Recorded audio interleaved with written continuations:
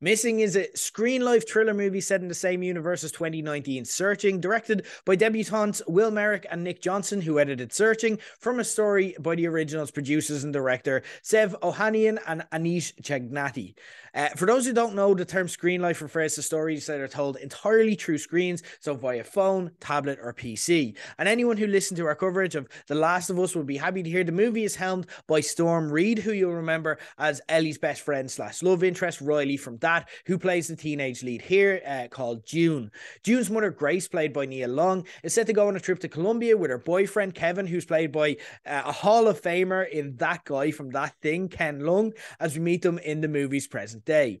After a few days of house parties and the predictable, typical teen debauchery, it's time for June to pick Grace and Kevin up from LAX. However, they're nowhere to be found, so it falls to June to try contact the relevant authorities and scour the web for any information to try track her mother down. If you've seen the trailer, you'll know that the movie goes to some pretty wild lengths from there. And in truth, that same trailer left me rolling my eyes and laughing a bit, as it looked like lightweight melodrama going full Steve Buscemi, like, hello there, fellow kids. I understand all the cool tech you use to convince them that cinema is cool, because it's like, we know all the apps with a Z, by the way. We're down with it. This isn't a dying medium because we need your money and you all prefer to watch things on the devices we're using to tell the story. Look, we can live in synergy. Please don't leave us. Please go to the movies. We need your money. But it was a quiet week in the cinema otherwise, and this was on in a convenient slot, so I said I'd give it a go. I'm extremely happy to say that my impression was totally wrong, and that Missing is way more fun than it has any right to be. I haven't actually seen Searching or the other main trailblazer in this new genre, Unfriended, truthfully, because of that cringe factor and that desperation that this genre seemed to give off.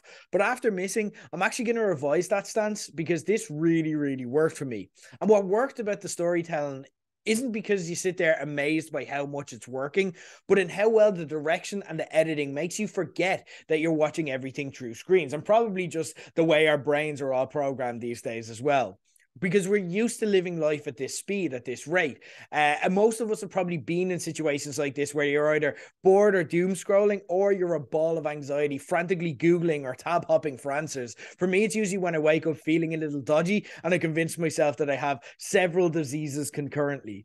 It's actually a perfect method of storytelling for these kind of mystery thrillers too, where you're kind of looking for clues and it's giving you little nuggets or Easter eggs on screen from open tabs that they aren't necessarily directing you to, but you're looking at. And then that kind of spells out what's happening. But also what they do is, at the same time, it overwhelms you with information. So even while you have all the information and all the parts are right there to figure it out, when the plot comes together, you realize all you've needed was right there, but you haven't had the time to put it all together. And look, this isn't an intricate classic mystery like Seven or Knives Out, but it also isn't trying to be. The movie pitches itself as fun, different, and popcorn, but potentially gripping, and it delivers on that promise. There's some clever, generally relatable humor throughout. For example, at one stage, a character got held up when they think they found an important breakthrough by having to verify all images with a bus in it, the little CAPTCHA test beforehand, and having to decide if the bumper, is that a bus? Isn't it a bus? It's on a bus, which I think we've all done plenty of times before.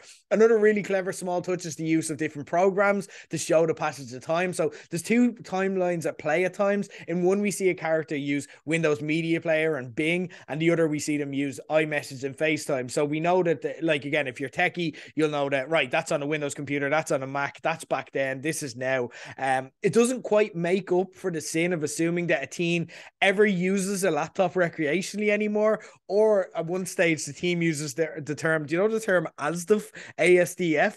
Nobody says that anymore. That's a pure, like, millennial thing. But it's a nice touch all the same. I worried throughout that they'd gone 2 or 3 twists too far and there would be a messy cleanup job at the end. But when the plot came together, it was actually quite clean and satisfying. And overall, Missing is hardly an absolute classic, but it is a really fun time in the cinema. I'm not going to turn around and say that I actually loved it, but I will give it a reaction thumbs up message.